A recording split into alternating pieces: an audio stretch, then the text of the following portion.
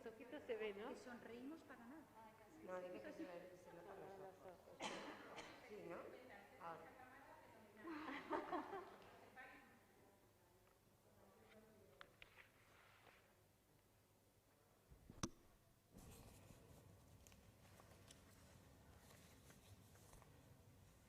Que se cierren las puertas.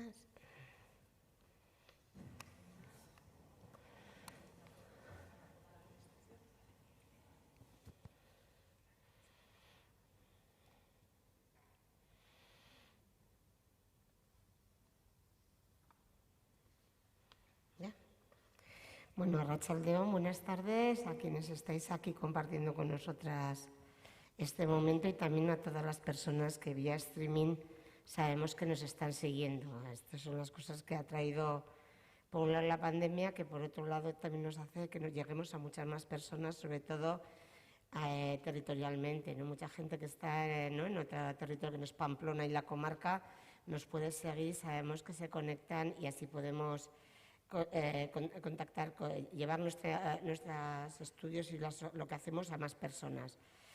Estamos hoy aquí para presentar el estudio que hemos realizado desde el Instituto Navarro para la Igualdad con las investigadoras de la UNA, que luego os presentaré. Soy Eva Isturi, la directora del instituto. El estudio se titula Las empleadas del hogar en Navarra, análisis de sus condiciones laborales y de su proceso de regularización. El Instituto Navarro para la Igualdad tiene muy claro que dos cuestiones. Una, que todos los estudios que tenemos que hacer, así nos lo dice nuestra Ley de Igualdad Foral de 2019, tienen que tener una mirada interseccional. Entonces, las mujeres somos muy diversas y además del género nos atraviesan otras cuestiones como es el origen, la clase social. O sea, hay una serie de componentes, la diversidad funcional, sexual, hay una serie de componentes que nos están atravesando y que nosotras tenemos que tener en cuenta a la hora de analizar la realidad para hacer políticas públicas de igualdad. Y otra de las cuestiones que nos parece importante es que nosotras no solo tenemos, cuando encargamos estudios para atender a esa realidad diferente de las mujeres, a sus desigualdades y a sus discriminaciones, no solamente queremos para conocer la realidad, sino que luego queremos intervenir en ella. Entonces, no solamente se trata así de tener una foto, que hay que partir de la foto, de la realidad en la que estemos, bien sea en este estudio sobre las empleadas del hogar, pero hemos tenido otros estudios, como ya sabéis, sobre la violencia en las mujeres mayores de 50 años, las mujeres en el confinamiento COVID en Navarra. O sea, lo que intentamos es la foto, pero para poder luego intervenir en ella y poder avanzar hacia la igualdad entre mujeres y hombres y sobre todo superar las discriminaciones. Lo primero que también me gustaría resaltar es que luego ellas hablarán muchísimo más y darán los datos, ¿no? Y luego podremos intervenir en un coloquio también, ¿no? Para hacer preguntas y enriquecer este espacio que vamos a tener.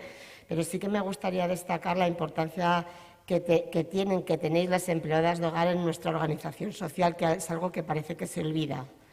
Y la importancia, hoy lo resaltaba en la rueda de prensa, está la importancia que incluso se declaró un servicio esencial en el Real Decreto de 2020, que era el que regulaba todas las profesiones que tenían que ser esenciales, ¿no? Que se tenían que mantener porque eran necesarias, esenciales para la vida.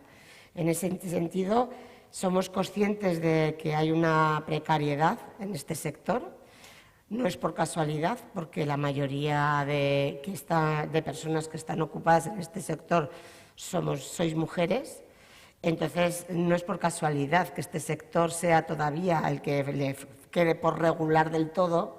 No es por casualidad que no tenga acceso al desempleo, como el resto aunque haya otros sectores precarizados que también pueden afectar incluso a hombres que trabajan en ese sector, nunca llega a la precariedad, a pesar de que ya sabemos que hace muchos años ya que la Organización Internacional del Trabajo ha estado recomendando precisamente que se regule todo el sector del empleo doméstico, ¿no? y de los cuidados, que se regule como otros sectores.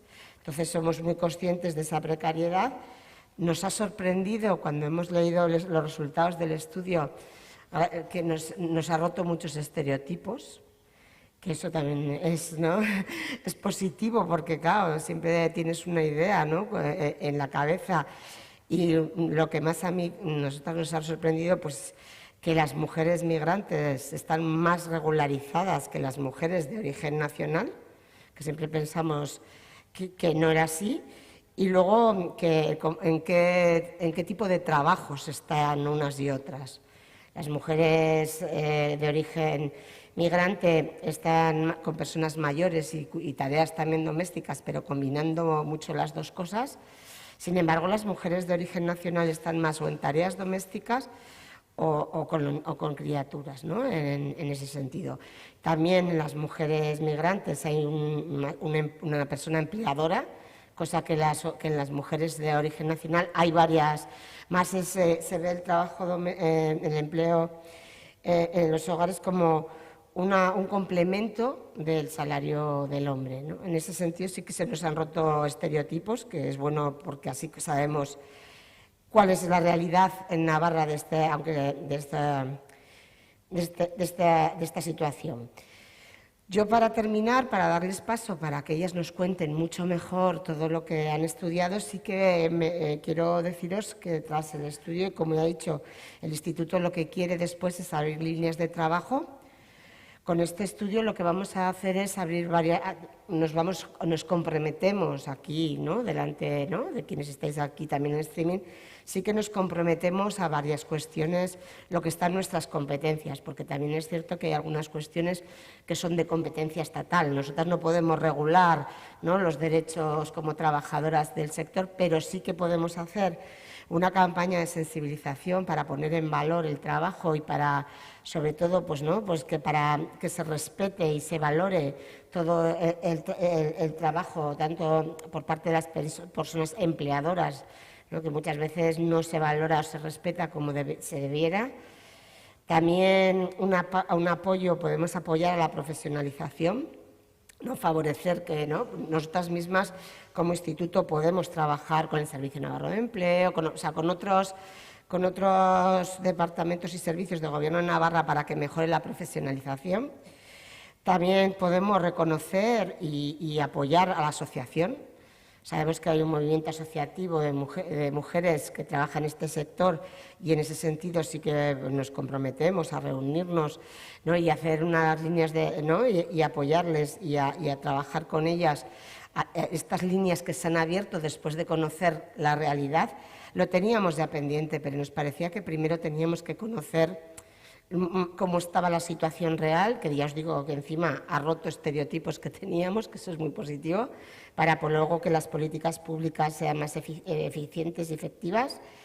Y luego también estamos, pues como ellas ya comentarán más adelante, pero sí que podemos apoyar que haya una información más específica hacia este sector, tanto para las personas que estáis trabajando en él, para las mujeres que estáis trabajando en él, pero también para quienes emplean, porque muchas veces tampoco hay información, ¿no?, por parte de las personas que emplean, en ambas direcciones. En quienes estáis trabajando, pues también mejoraremos los recursos informativos que sean específicos, ¿no?, para resolver, que como ha salido en el estudio, que muchas veces la información es muy informal, ¿no?, ¿no?, que no tiene unos canales.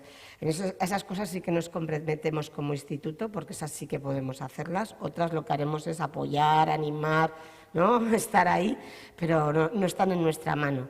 Pero estas que os he dicho sí que las haremos. Empezaremos ya después del verano y sobre todo en el año 2022 pues tendremos en cuenta todas estas líneas, porque ya sabéis que vamos de presupuesto en presupuesto.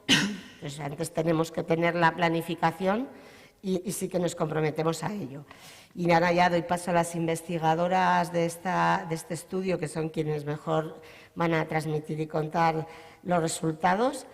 Están, por un lado, Begoña y Irene, que son de la Universidad Pública de Navarra, y tenemos también a Magdalena, que viene de la Universidad Carlos III de Madrid, porque es importante conocer la realidad de Navarra, pero también contextualizarla con el resto del Estado. Entonces, yo ya les doy la palabra a ellas y luego pues ya tendremos un momento para preguntar, debatir lo que queráis, ¿de acuerdo? Pues nada, no sé cuál de vosotras. El PowerPoint. ¿Nos lo proyectarán? ¿Las has dado? Ahora, vale. Perdona si era que había que darle. Bueno, Arratsaldeon, buenas tardes. Gracias por venir en esta tarde soleada y calurosa. Lo cierto es que seguro que hay un montón de cosas mejores que hacer que igual estar aquí, pero bueno, os agradecemos infinitamente vuestra presencia, sobre todo para hacer de esto una interacción y un diálogo, ¿no? Y un contraste de, pues bueno, de nuestros resultados de investigación con las ideas que podáis tener y bueno, y seguir avanzando, ¿no? Eva, cuando ha tomado la palabra, decía que de aquí van a arrancar distintos compromisos por parte del Gobierno de Navarra. También nosotras como equipo de investigación, a partir de aquí esperamos seguir profundizando en esta línea de trabajo, ¿no? Y lo bueno es que entendemos que este proyecto ha abierto una brecha, ¿no?, para seguir resolviendo algunas cuestiones que quedan todavía pendientes por resolver, ¿no?, y preguntas que hay que contestar, ¿no? Entonces, en ese sentido, creo que es positivo tomarse este estudio como una fotografía inicial que sin duda alguna habrá que ir perfilando, ¿no?, en sucesivas investigaciones. Bueno, dicho esto, destacar que el estudio se ha escrito a 8 manos, no a 6, que estamos aquí presentes y que falta una de las investigadoras, Victoria Bogino, porque se encuentra de estancia de investigación y no ha podido asistir, pero bueno, si nos está siguiendo en streaming, que posiblemente sí, pues le enviamos un saludo. Básicamente hemos estructurado la presentación en torno a 6 ejes o 6 líneas. La primera de ellas, plantear el objeto del estudio y contextualizar el porqué de la oportunidad de este proyecto de investigación en este momento también. La segunda va a ser brevemente comentar los aspectos metodológicos de la investigación que hemos desarrollado para explicar cómo la hemos llevado a cabo, ¿no?, y planteando tanto las ventajas de la estrategia de investigación que hemos seguido como las limitaciones. El tercer apartado va a estar centrado en explicar qué es el empleo del hogar, que aunque parezca algo muy obvio no lo es tanto. De hecho, hay una grandísima literatura que recoge los matices del sector y cómo el empleo del hogar se inserta dentro de la organización social de los cuidados, ¿no? El cuarto apartado va a estar focalizado en los aspectos normativos del empleo del hogar, destacando tanto los avances legislativos que se han dado en todo este periodo, especialmente a partir del 2011, con la aprobación del Real Decreto y la modificación de la Ley de la Seguridad Social, pero también las limitaciones, lógicamente, ¿no?, en las lagunas sobre las que hay que avanzar. Luego pasaremos a contextualizar los resultados. Algunos de ellos, los más novedosos, los ha destacado Eva, tanto ahora como en la rueda de prensa que hemos tenido esta mañana, pero que, bueno, creemos que son muy ricos en cuanto a que la encuesta que hemos desarrollado facilita muchos matices, ¿no? Y por lo tanto, pues ahí profundizaremos un poquito poniendo a vuestra disposición también el informe, ¿vale?, para que podáis leerlo y contrastarlo. Y luego terminaremos con las propuestas de mejora que se han planteado a la luz de los resultados, ¿vale? Por lo tanto, ¿por qué este estudio ahora?, ¿no? Sería la primera pregunta que convendría resolver. Lo cierto es que después de este recorrido de 10 años, como decía, tras la aprobación del Real Decreto 1620 del 2011 y la Ley 27/2011 de modificación y actualización de la Seguridad Social, creemos que es un buen momento para hacer balance, ¿no? Han pasado 10 años y, por lo tanto, de lo que se trata es ver hasta qué punto se han conseguido avances con la legislación que tenemos actual y cuáles son las limitaciones de esa legislación actual para conseguir o mejorar las condiciones laborales del sector, ¿no? Por lo tanto, creemos que es un momento idóneo, más todavía teniendo en cuenta que el Gobierno de España se ha comprometido relativamente hace poco a iniciar el proceso de ratificación del convenio de la OIT, que pretende mejorar o establecer al menos unas condiciones mínimas para el sector, ¿no? Por lo tanto, es un momento ideal para hacer una fotografía de la situación del sector que empuje a las distintas administraciones en sus distintos niveles competenciales a actuar, ¿no?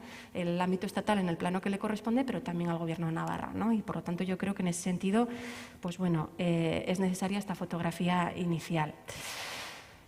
Los objetivos generales del estudio básicamente han girado en torno a analizar el empleo del hogar en la Comunidad Foral navarra y contextualizar su evolución dentro del ámbito estatal, ¿no? Por lo tanto, el estudio ha partido de una propuesta relativamente ambiciosa, que es hacer una fotografía de Navarra, pero comparada, ¿no?, al conjunto del Estado. Y siempre, y esto es algo que marca, creo que toda la investigación y el análisis posterior, desde una perspectiva de género e interseccional.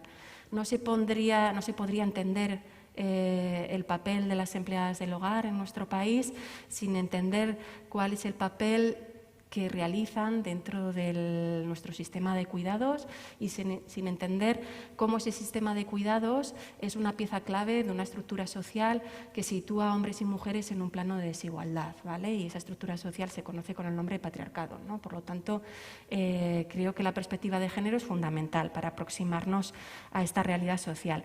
Y también, desde luego, desde un punto de vista interseccional. ¿Por qué?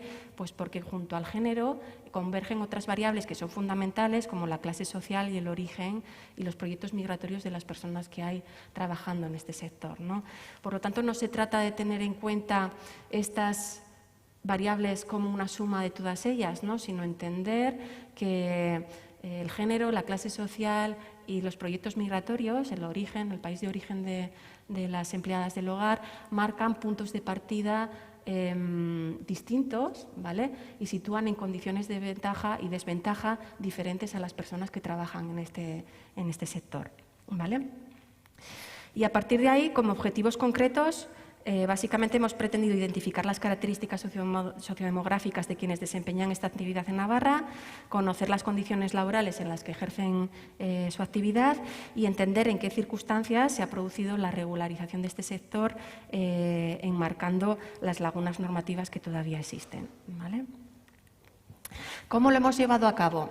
Pues fundamentalmente a través de la revisión o el trabajo en torno a un doble eje analítico. El primero de ellos ha sido la revisión de la literatura y, por lo tanto, los estudios del sector del empleo del hogar en España. Lo cierto es que en este sentido yo tengo que reconocer que yo era novata, entre comillas, en la aproximación a este sector, y Begoña y Magdalena, en cambio, tenían una larguísima trayectoria de trabajo en él. Por lo tanto, pues bueno, la revisión con ellas ha sido fácil en la medida en que conocen muy bien la literatura, y para mí ha sido un proceso de aprendizaje también este proyecto de investigación y les tengo que dar las gracias, ¿no? Pero bueno, básicamente el doble eje analítico se ha basado en esta revisión, ¿vale?, para entender por qué este sector es un ámbito de trabajo, en primer lugar, feminizado, en segundo lugar, precarizado y, en tercer lugar, invisible, ¿no? Por qué hasta ahora no ha estado o sigue sin estar o sigue de forma tímida estando en la agenda política y social. Y el segundo eje ha girado en torno al análisis cuantitativo de los datos procedentes de fuentes de información ya en poder de la Administración, fundamentalmente la EPA y los registros administrativos de la Seguridad Social, los registros de afiliaciones, entendiendo que ambas fuentes de información ofrecen información complementaria y no siempre comparable o directamente comparable. La EPA ofrece información a nivel de individuos y a nivel de hogares, pero no es representativa a nivel autonómico, foral en este caso, y además recoge una fotografía de empleo regular e irregular, pero en cambio los registros administrativos de la Seguridad Social solo ofrecen una fotografía para ese empleo regular o reconocido que tiene una afiliación a la Seguridad Social, ¿vale? Y estos registros administrativos, por lo tanto, no recogen información sobre personas, sino sobre altas a la Seguridad Social, que es un trámite administrativo cuando se inicia la relación laboral, ¿vale? Y viendo las lagunas de estas fuentes de información, hemos completado el análisis con la elaboración de una encuesta propia basada en un muestreo no probabilístico de bola de nieve y autosuministrado de forma online. ¿Por qué este modelo de cuestionario y de muestreo? Pues básicamente por las dificultades de acceso al colectivo, ¿vale? Estamos hablando de un colectivo que comparte ciertos rasgos de vulnerabilidad, ¿no? Sobre todo porque hay personas pues, que mantienen una trayectoria migratoria que las sitúa en un estatus de irregularidad todavía, y en consecuencia, pues bueno, encontrar a personas que quieran participar en un cara a cara es complicado, ¿no? Y también pues porque básicamente parte de la actividad de este sector se produce dentro de la economía sumergida, ¿no? Por lo tanto, entendíamos que este cuestionario online iba a reducir o a quitar los miedos respecto a ese deseo de mostrar, a ver cómo de mostrar respeto a las normas, ¿no? Quiero decir que al final, cuando una persona tiene que reconocerse que está en una posición que no cumple con la normativa, es difícil, ¿no? De esta forma, en un cuestionario autosuministrado donde tú contestas lo que quieres, ves un poco cómo va la encuesta, ¿no? Y eres tú quien marca los ritmos, no te tienes que enfrentar a una persona encuestadora, ¿no? Pues eso facilita la dinámica de recogida de información, ¿vale? A partir de ahí, básicamente, la estrategia de difusión de la encuesta para llegar al máximo número posible de empleadas del hogar se ha basado en un mecanismo indirecto, contactando tanto con asociaciones de empleadas del hogar como asociaciones de migrantes, como tanto entidades de carácter público-privado que trabajaban con este sector, ¿vale? Y después un mecanismo que hemos denominado directo, ¿no? Que consistía en mover la encuesta a través de las redes sociales, básicamente, ¿no? Y creo que esta es igual la parte más novedosa de este estudio, ¿no? Que ha utilizado dos plataformas que actualmente utilizan 23 millones de personas en el país, que son Facebook e Instagram, ¿no? Entonces, a través de insertar anuncios publicitarios, ¿no? Segmentando la muestra, y cuando estas personas, ambas plataformas, tanto Facebook como Instagram, reconocen que sus intereses están cercanos al cuidado de niños, ancianos, a las tareas de mantenimiento del hogar, limpieza, y o ellas mismas se reconocen o hacen búsquedas relativas a sectores vinculados o cercanos al empleo del hogar, como es el tema de las limpiezas o el mantenimiento, pues Facebook, ¿no? Les lanza publicidad, ¿no? Dándoles a conocer el estudio, los objetivos y animándoles a participar, ¿no? Y a partir de ahí, pues el resultado ha sido una muestra de 190 personas para Navarra, 650 para el conjunto del Estado. ¿Vale? Venga. Bueno, gracias. Con tanto aparatito, la cosa se va complicando. Bueno, gracias a todas por estar aquí. Yo soy Begoña Elizalde San Miguel. Cuando se estaba escuchando me venía una idea a la cabeza, me estaba acordando de cómo empezó toda esta historia, ¿no? Allá hace ya más de un año, y recordaba, en términos de equipo, ¿no? Que decía Irene, bueno, esto es un equipo y como todos los equipos, pues cada una aporta la parte en la que es más experta, ¿no? Y en ese sentido los pesos han estado muy equilibrados. La principal cuestión que nos motivó a aceptar este proyecto era algo que yo creo que a la gente que nos dedicamos a la investigación social nos hace mucha ilusión, y es que el conocimiento que nosotras vamos desarrollando sirva para algo. Y en ese sentido debo decir que desde el principio sentimos que el INAI tenía mucho interés en que esto acabara siendo una serie de recomendaciones que permitiera mejorar la situación de las empleadas del hogar, ¿no? Y cuando Eva estaba mencionando el tema de la organización social del cuidado, y también Irene hacía referencia, que es la parte que yo voy a explicar ahora, pensaba, otra vez volvemos a lo mismo. Volvemos a que para entender cuál es la situación del empleo del hogar, tenemos que entender cuáles son las bases estructurales a partir de las cuales se ha desarrollado. Unas bases estructurales que son de profunda precariedad y de un montón de ejes de desigualdad, que son los que vamos a comentar ahora, ¿no? Entonces, cuando abordemos la parte de las propuestas de mejora, las propuestas de mejora tienen que tener perspectiva de género, interseccional, y entender muy bien cuáles son esos ejes de precariedad de los que surgen, ¿no? La organización social de los cuidados es un concepto que hace referencia a que en todas las sociedades el peso de quien cuida se reparte entre varias instituciones, ¿no? Es lo que se llama el diamante de los cuidados, que podéis ver ahí, ¿no? El diamante de los cuidados incorpora 4 elementos. Las familias, que en realidad es un eufemismo para decir las mujeres de las familias, el Estado a través de sus políticas públicas, el mercado, la contratación directa en lo que es el asunto que ahora nos ocupa aquí, que es el empleo del hogar, y por último la comunidad. Entonces, vamos a empezar diciendo que el empleo del hogar en este país se ha desarrollado mucho, esa esquinita de abajo, ha crecido muchísimo en apenas 25 años, es relativamente reciente, ha existido siempre, pero digamos su crecimiento, el hecho de que se convierta en un sector importante, que llegó a ocupar a más de 700.000 personas en este país, en el conjunto del Estado, es muy reciente, hablamos de 25 años, ¿vale? Entonces, ese crecimiento se produce dentro de esa estructura, de esos 4 ejes que van interaccionando, ¿no? Son como 4 patitas que se van moviendo en cuanto a pesos.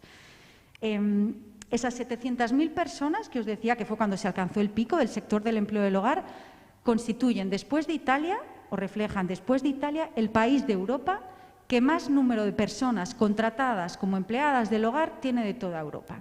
Y eso no es casualidad, eso pasa por algo, ¿no? Vamos a intentar explicar por qué. En España el cuidado tradicionalmente se ha identificado como familiarista, que lo que os digo es un eufemismo para decir que ¿quién cuidaba? Pues las mujeres de sus casas, ¿no? Las hijas, las esposas, las hermanas. La cuestión es que a día de hoy la situación tampoco ha cambiado tanto. En España, más del 60% de las personas mayores que necesitan cuidados siguen siendo cuidadas por las mujeres de sus familias. El 92% de las excedencias que se conceden por cuidados son excedencias que se conceden a mujeres. 1 de cada 4 mujeres que están en el mercado laboral se reduce su jornada cuando llega el momento de cuidar. Todo se constituye siempre en femenino, pero la realidad es que la tasa de actividad de las mujeres en este país está en el 80%. ¿Qué significa? Pues que no llegamos, ¿no? Que seguimos asumiendo la responsabilidad de ese mandato de cuidar, pero que las condiciones del juego no son las de hace 50 años, tenemos otras muchas responsabilidades. Vamos a ver qué hacen los otros elementos del diamante, ¿no? El Estado de bienestar está muy infradesarrollado en España con respecto a otros países en todo lo que tiene que ver con políticas de cuidado, ¿no? Un dato que es muy sencillo de entender. En España se destina del PIB el 0,8% a los cuidados de larga duración. La media de los países, de los 27 de la Unión Europea, dedica un 1 y los países más desarrollados llegan hasta el 3. Repito, nosotros estamos en el 0,8, estamos muy por debajo, es decir, que las mujeres ya están menos disponibles para cuidar, ¿no? Lo siguen haciendo a costa de mucha sobrecarga, pero están menos disponibles. El Estado no se ha incorporado. ¿Qué pasa con los hombres? Los hombres, cuando las mujeres se incorporan al mercado de trabajo, es cierto que van asumiendo ciertos cambios y ciertas responsabilidades de trabajo en el ámbito doméstico, pero con peros, ¿no? Se han incorporado, por ejemplo, mucho más al cuidado de niños que al cuidado de mayores, ¿no? A lo que es la carga más dura y más difícil. Y en cuanto a tareas domésticas, no asumen las más rutinarias ni las más pesadas, ¿no? Entonces, tenemos ahí otro eje, ¿no?, de desigualdad, el de género, el de un estado de bienestar infradesarrollado. Luego, con respecto a la comunidad, se denomina el cuarto eje o el cuarto pilar de ese diamante, tiene que ver con todas esas redes de apoyo informal, de vecindario, de asociacionismo. Bueno, recordaréis en los meses más duros del COVID, una de las respuestas que sacó nuestra cara más bonita, si queréis, ¿no?, fueron todos aquellos esos proyectos de apoyo comunitario y vecinal que intentaban ayudar. La comunidad siempre ayuda a la gestión del cuidados, pero desde luego no puede suplir cuando llega los momentos de cuidados de larga duración más intensivos y más duros. Entonces, claro, si tenemos una comunidad que no va a llegar a la parte más dura, si tenemos un Estado que no acaba de cubrir las deficiencias porque no invierte lo suficiente y tenemos unas familias y unas mujeres bastante sobrecargadas, ¿qué es lo que es el aspecto más peculiar de la organización social de los cuidados en España dentro del entorno europeo? Pues el crecimiento del mercado, de lo que es la contratación directa por parte de las familias, es decir, corre, que es que necesito ayuda, es que me tengo que buscar la vida. Por eso decimos siempre que el mercado constituye la respuesta individualizada de las familias cuando no hay otros recursos, ¿no? Entonces, es un sector que se ha desarrollado sin que nos cuestionemos nada más. No nos cuestionamos cuál es el papel de los hombres y no nos cuestionamos que el cuidado es lo que nos sostiene, ¿no? Se define, ¿no?, como las actividades que contribuyen al sostenimiento de la vida. Entonces, se desarrolla a la carrera y para cubrir una serie de deficiencias en otros elementos que no han supuesto un proceso de cuestionamiento colectivo de qué valor social tienen los cuidados y cuál es el valor que aportan los cuidados a la sociedad. Y solo si entendemos que el crecimiento del sector del empleo del hogar se ubica, se contextualiza dentro de ese no cuestionamiento del status quo, entenderemos todas esas cuestiones que vamos a ver a continuación de cuáles son los rasgos de precariedad, de escasa valoración, de malos salarios, de malas condiciones laborales, porque en realidad lo que le ha hecho surgir y crecer, sobre todo crecer, perdón, no surgir, son un montón de cuestiones no resueltas en nuestro país. ¿Vale? Entonces, a ver. No me pasa. ¿Me lo pasas, Irene? Ay, perdona. Porfa, no, es que... Vale. Vale, entonces con esos mimbres, ¿no? A partir de esos ejes de precariedad y de vulnerabilidad, acabamos teniendo un empleo del hogar que se caracteriza por esos elementos que tenéis ahí. Feminización, evidentemente, ¿no? Ahora luego os daremos los datos. El sector del empleo del hogar es un sector femenino, casi al 100%, no podemos decir al 100%, pero casi. ¿Por qué? Porque en realidad lo que se ha producido es un proceso de sustitución de unas mujeres por otras. Cuidar, limpiar, todo lo que es el trabajo dentro del hogar sigue siendo asumido por mujeres. Y el hecho de que siga siendo responsabilizado, ¿no? Se responsabiliza a las mujeres de ese trabajo, tiene muchas implicaciones, porque lo que pasa es que las mujeres tradicionalmente hemos asumido esas actividades, a ver cómo lo explico, asumiendo que son parte de nuestra inclinación biológica. Por lo tanto, si son parte de nuestras inclinaciones biológicas, ni necesitamos formación para eso, ni necesitamos competencias para eso, ni necesitamos demasiada aclaración sobre qué es lo que debemos hacer. Todo lo que se produzca, todas las necesidades que surjan dentro del contexto del hogar, es parte del empleo del hogar. ¿Por qué? Porque es femenino, porque es de mujeres, porque es parte de lo que sabemos hacer. Y eso explica muchas cosas de las condiciones laborales en las que trabajan estas mujeres, ¿no? La etnificación tiene que ver con ese proceso que os decía de sustitución de unas mujeres por otras. Cuando las mujeres españolas nos incorporamos de manera generalizada al mercado laboral, bueno, pues que vengan otras mujeres, ¿no? Pues unas mujeres que inician sus procesos migratorios y vienen a sustituirnos, lo que decía, sin que haya demasiado cuestionamiento de cuál es el valor social que tiene esa actividad, constituye una actividad profesional o no, bueno, pues sustituimos a unas por otras. El escaso valor social, lo que os decía, no tiene ninguno, si es algo que hacen las mujeres por el hecho de ser mujeres, ¿no? Hay una naturalización, una biologización de este sector laboral que evidentemente no sufren otros sectores laborales de nuestro mercado, ¿no? Esto nos lleva al siguiente elemento, no demanda cualificaciones, ¿no? Una sabe cuidar por el hecho de ser mujer, ¿no? Tienes una inclinación biológica, una tendencia innata, ¿no? Fijaros qué importante eso cuando hablamos de procesos de formación, pero tengamos en cuenta que estamos hablando, en muchos casos, de cuidado de personas mayores con unas necesidades muy, muy fuertes. Si eso no requiere de una formación, ostras, ¿no? Qué ceguera, ¿no? Si no vemos la necesidad de unas competencias para cuidar, para cuidarte tú como trabajadora. Y por último, la peculiaridad de que, como os decíamos antes, este contrato, este trabajo se produce dentro del espacio privado del hogar, con todo lo que se conlleva. Es muy complicado en el espacio de tu vida más íntima, más personal, diferenciar qué es personal y qué es profesional. Hay algunos casos muy evidentes, ¿no? Cuando hablamos de personas que están internas, donde ahí todavía es más complicado, pero incluso aunque no lo sean, ¿no? ¿Cómo se diferencian esas actividades? ¿Se vinculan con los afectos? ¿No se vinculan? ¿No? El hecho de que se produzca dentro del espacio privado, bueno, pues genera una serie de especificidades que luego tienen su correlato en las condiciones laborales de estas mujeres. Vale. Entonces, como consecuencia de todas estas características, pues tenemos un sector laboral que ocupa un montón de mujeres, reciente, pero que está, pues últimamente está en torno a los 600.000 personas contratadas en el conjunto del Estado, 9.000 en el caso de Navarra, ¿no? Es un sector bastante numeroso, pero que como no acaba de ser concebido como un sector profesional en igualdad de condiciones a otros sectores, pues se define como un sector que desde los propios registros oficiales es ambiguo. Las estadísticas, los registros a los que antes hacía mención Irene, ¿no? Cuando se habla de los registros de la Seguridad Social por empleo del hogar, se reconoce todas aquellas actividades que se produzcan dentro del ámbito del hogar, ya sean tareas domésticas o de cuidado, ¿no? Y eso es bastante contraintuitivo, porque evidentemente son actividades que no tienen nada que ver. Sin embargo, el hecho de que los propios registros oficiales mezclen en una especie de totum revolutum ambas actividades, ¿qué es lo que genera en la práctica diaria? Bueno, pues que las mujeres que a veces son contratadas para una cosa, Un mes después pueden ser pedidas, solicitadas que trabajen para otra, ¿no?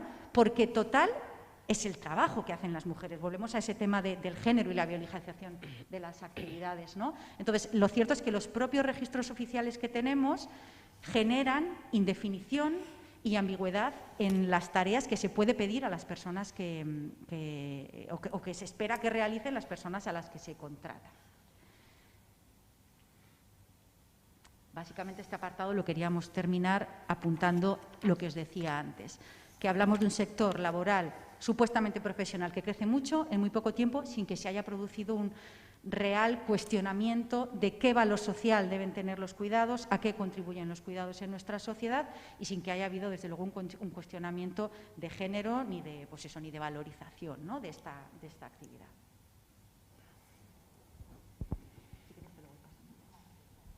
Bueno, pues buenas tardes. Ya la próxima ronda igual no decimos, pero todavía no me había presentado y no las había dado. Así que, bueno, pues nada, muchas gracias por estar aquí.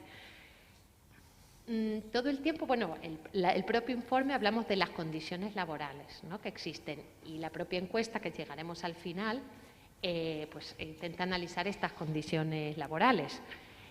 Para saber qué condiciones laborales existen, tenemos que saber cuál es la normativa. Si no sabemos cuál es la horquilla en la que nos estamos moviendo, qué es lo que podemos hacer y qué no podemos hacer, pues es imposible pedir el respeto a unas condiciones laborales o demandar la mejora, porque las desconocemos. Entonces, bueno, en función de todo lo que se ha dicho previamente, de la división sexual del trabajo, en función de, bueno, la feminización de este sector, en función de la relación también de este sector históricamente con la esclavitud y con la servidumbre, en función de la etnificación de este tipo de trabajo, bueno, ¿qué ha ocurrido? Que ha habido una dificultad histórica para definir la normativa y a este sector como una relación, como un sector laboral.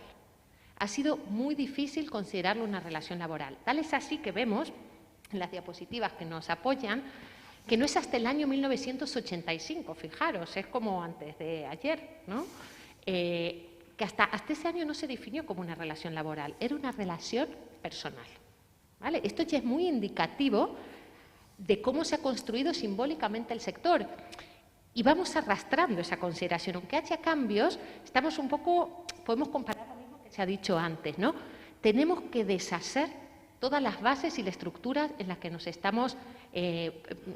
estamos creciendo. Y en este sentido, con la normativa hay que deshacer toda esta idea de relación laboral. Entonces, bueno, esta idea, de relación personal sobre la relación laboral. En 1985 se estableció como relación laboral, pero con muchísimas deficiencias y con muchísimas características de inferioridad, ¿vale? Entonces, ¿qué ocurrió? Que después de tanto tiempo se dijo, vale, es relación laboral, pero cuidadito, es relación laboral semilaboral, pero no tanto, por todo lo que se ha mencionado, ¿vale? Entonces, pues nuevamente, esto ha sido muy difícil de cambiar. ¿Qué ocurría? ¿Qué decía la legislación para considerar que no era laboral? La de 1985 fundamentalmente establecía que la mayor parte de los elementos tenían que ser negociados entre las partes. Es como, no se metía, es como lo que se dice, como es de puertas adentro, pues ya veréis. Sabemos que las relaciones de poder son asimétricas, que no es el mismo la capacidad de negociación de la parte empleadora que de la empleada, con lo cual al final eran condiciones de inferioridad. Después de muchísimas presiones y luchas, pues se produce un punto de inflexión que habían mencionado previamente, que es en el año 2011. En el año 2011 se modifica la legislación, ¿vale? ¿Por qué? Porque se da la conjunción de numerosos factores. El primero de los factores es una cuestión, digamos, meramente gubernamental y administrativa, que es de negociación de los regímenes de la seguridad social que estaba realizando el Estado. Decidieron que había que reducir los regímenes de la seguridad social, no podía haber tantos. Entonces dijeron, no puede haber un régimen especial de empleadas de hogar, tiene que estar incluido en el régimen general. Sabemos que se incluyó en el régimen general, pero como un sistema especial. Como vemos, siempre se va dando como una vuelta de tuerca que se acerca, pero que siempre lo marca diferente, ¿vale? Entonces nos vamos acercando, pero los pasitos van siendo como, parece que el paso es más grande, ¡ay, no tanto!, ¿no? Entonces, bueno, se produce esta cuestión, digamos, gubernamental y además el papel de la sociedad civil muy importante, tanto de las asociaciones de empleadas del hogar e inmigrantes que ejercieron una presión constante fueron haciendo sinergias con los diferentes, con otros actores sociales y bueno, son múltiples, lo sabréis tal vez mejor que nosotras, las, digamos, apariciones y los actos de demanda de igualdad de derechos. Esto se produce, está muy relacionado también con la consolidación de España como país de inmigración y entonces también como la población extranjera se inserta en este sector, una forma de dignificar también las condiciones de vida de la población extranjera es dignificar las condiciones del mercado de trabajo en el que se inserta. Pues esta presión y este actuar constante de estas asociaciones viene unido también con el actuar constante del movimiento feminista e incluso del feminismo académico, por todo lo que se ha mencionado previamente.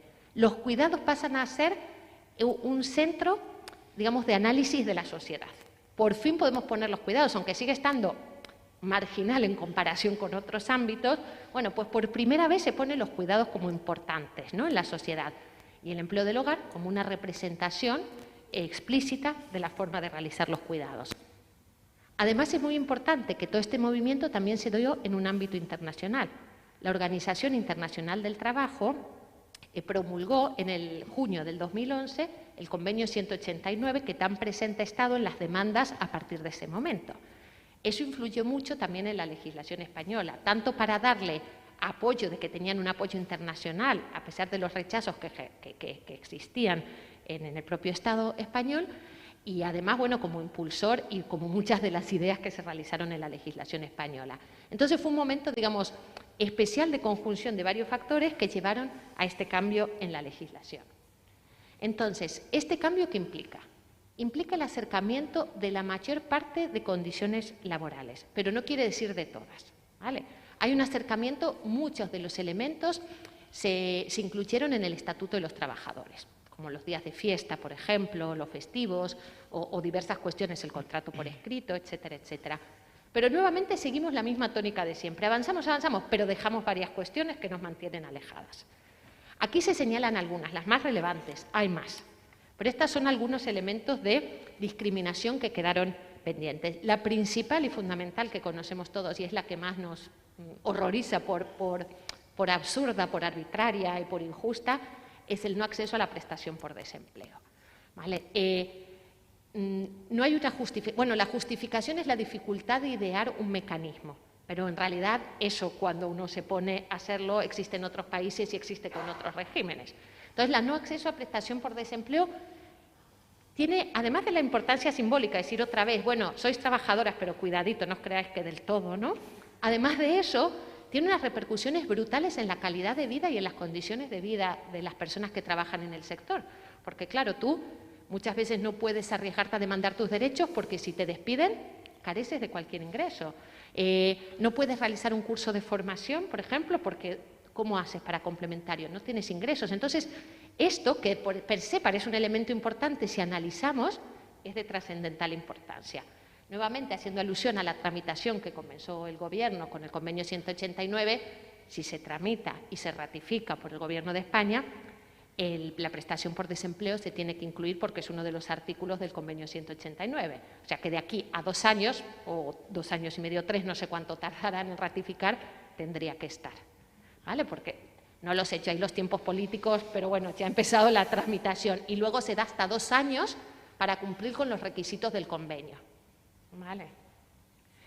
Bueno, y luego, no, pero esto es bueno, es verdad que son muchos tiempos y yo entiendo cuando hablábamos del asociacionismo que hay un desencanto y un desgaste de la eterna espera. Pero bueno, si es así, es un paso también, es un paso que hay que reconocer y que va a cambiar. Por otra parte, también las formas de despido, sabéis que hay una forma de desistimiento que es la pérdida de confianza e implica un despido inmediato con una indemnización menor, un despido barato y además un despido abaratado que además implica que luego tú no tienes otro recurso económico porque hemos dicho no hay desempleo. ¿Vale? Otra cuestión es la falta de seguridad en el trabajo. La ley de riesgos laborales está explícitamente excluida de este sector económico. Se dice y se establece que la parte empleadora tendrá que buscar los elementos necesarios, pero no hay un protocolo ni una responsabilidad clara, con lo cual, efectivamente, luego también hay muchísimas dificultades para la calidad de vida, la salud y los autocuidados de las personas que trabajan en este sector. Otra cuestión que se señala es que no solo la normativa es discriminatoria per se, y la señalaba la propia legislación de 2011, porque señalaba que se tenían que realizar comités y comisiones de expertos para solventar algunas de estas cuestiones que nunca se hicieron, o sea que está incluso reconocida por la propia legislación. Pero además de los elementos discriminatorios, hay un problema en la aplicación de la legislación, que muchos de los que existen no se aplica por la cuestión que se ha dicho, por la cuestión de que al ser un ámbito privado dentro del ámbito del hogar, se considera que son muchas de las cuestiones privadas. Esto ha ocurrido mucho socialmente, que ciertas cosas ocurrían con la violencia de género, es privado, lo colectivo no se mete. Y aquí, pese a que sí que hay una legislación colectiva, todavía hay ciertas cosas que dice, bueno, dentro del hogar no podemos entrar. La encuesta, esta y lo que se señalaba, tiene la idea de averiguar eso, cómo se está aplicando, cómo está ocurriendo.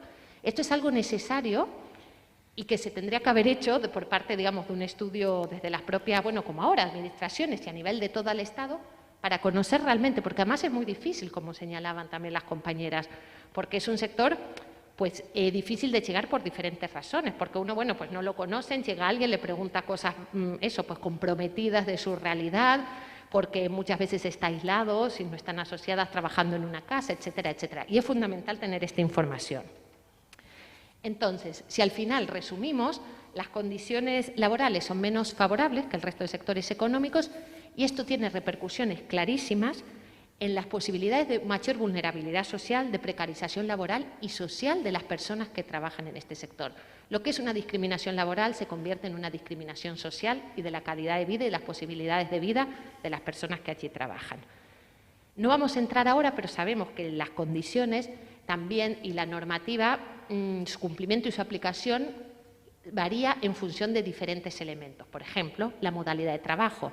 No es lo mismo negociar o las infracciones que se pueden cometer si se trabaja por horas que como interna, por ejemplo, ¿no? Entonces, o si se cuida a mayores, como se señalaba, o si se cuida a menores, por la construcción simbólica, por la relación que hay con la parte empleadora, etcétera, etcétera. Bueno, para terminar esta parte de la normativa, simplemente no podíamos, digamos, acabar sin hacer alusión a la crisis específica de la COVID y la crisis económica, sanitaria, social que ha habido. ¿Por qué? Porque esta crisis, además de bueno, muchas aristas que podríamos analizar, en este caso concreto, para el empleo del hogar, ha sido una forma nuevamente de ver cómo coinciden las discriminaciones coyunturales que se realizaron en la propia crisis con las discriminaciones estructurales, las que existían históricamente. ¿Qué quiere decir? Que hubo decisiones a conciencia, como la cuestión de los decretos, de excluir al sector. El primer decreto de apoyo a los trabajadores excluyó a las empleadas del hogar. Entonces, hubo una discriminación en el momento este. Luego, después de la presión de las asociaciones, que hicieron un trabajo muy fuerte por las demandas y porque esto cambiase, después de esto se hizo un decreto que las incluyó, donde se aprobó el subsidio excepcional, ¿no?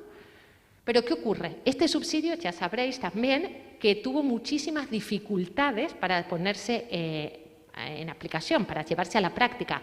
Y una de las razones es la discriminación histórica del sector. No había instrumentos, no había bases de datos, no había un histórico para poder hacer funcionar esto.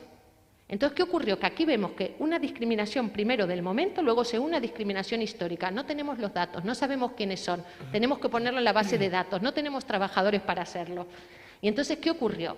Que bueno, que se produjo lo que sabéis, que no pudo empezar a pedirse hasta el día 5 de mayo, es decir, como 2 meses después del comienzo de la pandemia, se retrasó mucho la recepción de este subsidio. Después de 3 meses, muchas mujeres que lo habían solicitado no lo habían recibido. Excluyó de manera específica a todas las trabajadoras que están insertas en la economía regular.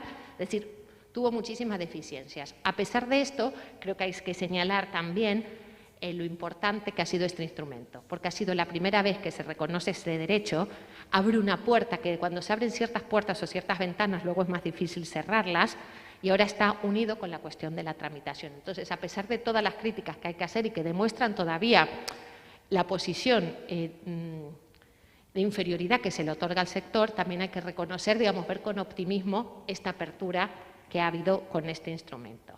Y bueno, y nuevamente decir que hay que seguir, como ocurrió en este momento coyuntural de COVID, como anteriormente, hay que seguir presionando, porque solo en estas alianzas, digamos, y con la institucionalidad, por más críticos que seamos con las políticas públicas que se establecen, si no hacemos esta negociación continua con las políticas públicas, sociedad civil e instituciones, no podemos avanzar. Entonces, creo que en esta línea es en la que hay que seguir. Gracias. Por lo tanto, hecha esta parte contextual un poco de la presentación, ¿no? ¿Cuáles son los resultados de los análisis que hemos realizado en torno a las fuentes que hemos comentado previamente? Pues básicamente lo que muestra el análisis de la evolución del sector es que el sector se consolida en la década de los 90 en el conjunto del Estado, coincidiendo con dinámicas de transformación económica del país, con una mayor consecución de igualdad de género, sobre todo en términos de una mayor o un incremento de la tasa de actividad femenina, como comentaba Begoña en su presentación, y también coincidiendo con la recepción de los flujos migratorios, ¿no? Y con la conversión de España en un país receptor de migración, ¿no? Sin embargo, y pese a que el sector tuvo un ciclo expansivo, ¿no? Y por lo tanto, como comentaba también Begoña, constituye un sector fundamental dentro de la actividad económica de nuestro país, sí que se observa que en los últimos 10 años hay cierto descenso, ¿no? de ocupación dentro del sector del empleo del hogar, ¿no? Los motivos de este descenso están todavía por confirmarse, ¿no? Y existen dudas al respecto, ¿no? Los motivos que se barajan vienen asociados básicamente a las sucesivas crisis económicas que han hecho disminuir la capacidad de los hogares también para contratar, o a la propia dinámica de reconfiguración del sector, ¿no? Que es difícil de captar con los instrumentos y con las encuestas de las que disponemos, ¿no? Entre ellos, pues bueno, la apertura hacia nuevas fórmulas de trabajo dentro del sector, como autónomo, fuera del régimen de general, dentro de la etiqueta de especial, ¿no? Que hacen que bueno, sea difícil captar la dinámica y la realidad, ¿no? del sector. Bien porque bueno, estas contrataciones se canalizan también a través de empresas privadas o otros instrumentos, ¿no? Entonces, bueno, ¿cuáles son las 3 características básicas que caracterizan al sector en Navarra, teniendo en cuenta que Navarra comparte esta tendencia evolutiva general? Pues la primera de ellas es la irregularidad. Pese a los avances legislativos del 2011 y pese a que la modificación en la legislación supuso que prácticamente 120.000 empleos se reconociesen dentro del sistema general, del régimen general de la Seguridad Social, lo cierto es que la irregularidad sigue siendo bueno, fundamental dentro de este sector, ¿no? Los datos de la encuesta estiman que en Navarra esta irregularidad se sitúa en torno al 27%, ¿no? 3 puntos porcentuales menos que en el conjunto de la media estatal, ¿no? Pero básicamente estaríamos una horquilla en torno al 30% de irregularidad. La segunda característica es la feminización del sector. El 90% de las personas que trabajan en el sector son mujeres, ¿no? Y esto tiene que ver con esa percepción, con ese imaginario simbólico, como aludía también Begoña en su presentación, a que esto es cosa de mujeres, ¿no? Los cuidados, las tareas del hogar son cosas de mujeres, ¿no? Y por lo tanto lo que se ha producido básicamente podríamos decir es un proceso de sustitución, ¿no? De unas mujeres por otras, ¿no? Sin un cuestionamiento explícito de cómo tienen que realizarse estas tareas, ¿no? Dentro de los hogares, cuál es el papel de los hombres también en los cuidados y en la realización de las tareas domésticas, y sin un cuestionamiento también de cuál es el papel de las administraciones públicas, del conjunto del Estado, ¿no? En esa corresponsabilidad necesaria, como apuntaba también Begoña. Y por último, la tercera característica fundamental es el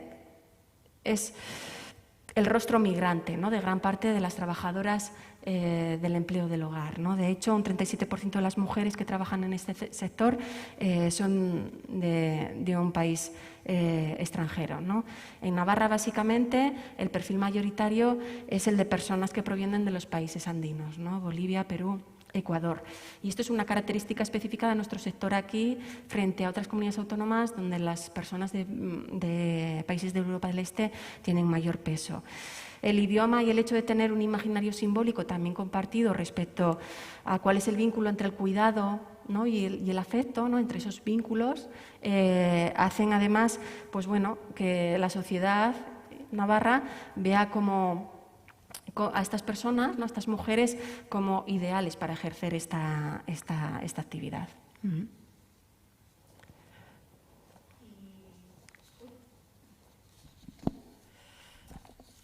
Lo cierto es que uno de los resultados en términos amplios que creemos que más aporta de nuestro estudio es haber podido cuantificar hasta qué punto, por un lado, es diferente el perfil de persona trabajadora en el sector del empleo del hogar si es de origen español o si es de origen migrante, y hasta qué punto también las condiciones laborales en las que trabajan son diferentes.